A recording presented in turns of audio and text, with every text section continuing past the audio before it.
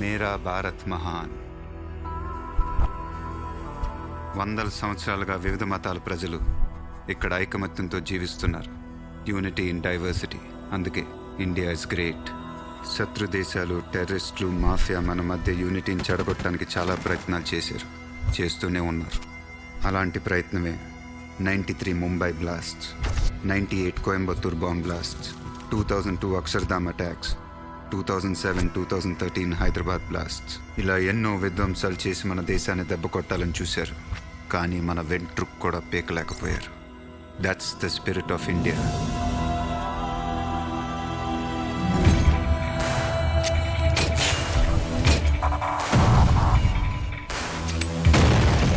ఇండియాలో ముంబై బ్లాస్టుల తర్వాత దేశం వదిలి పారిపోయిన గ్యాంగ్స్టర్స్లో సాధుబాయ్ ఒకడు. సింగపూర్, హాంకాంగ్, మలేషియా, ఫిలిప్పీన్స్ను కాంకర్ చేసి సౌత్ ఈస్ట్ ఏషియన్ మాఫియాకే గాడ్ ఫాదర్గా ఎదిగాడు. డబ్బు కోసం విద్రోహ సంస్థలతో చేతులు కలిపి దేశంలో బాంబ్ బ్లాస్టులతో మారణహోమం సృష్టిస్తూ ఇండియన్ గవర్నమెంట్కి పెద్ద సమస్యగా మారిన సాధుబాయ్ని 20 సంవత్సరాలుగా ఎవరూ ఆపలేకపోయారు. అలాంటి సాధుబాయ్కి సవాలు విసిరిన మొట్టమొదటి మగాడు బాద్షా. ఎవరైనా మాఫియాలోకి బ్రతకటం కోసం వస్తారు, భయపెట్టడం కోసం వస్తారు. కానీ బాద్షా తన తండ్రి కోసం మాఫియాలోకి అడుగుపెట్టాడు.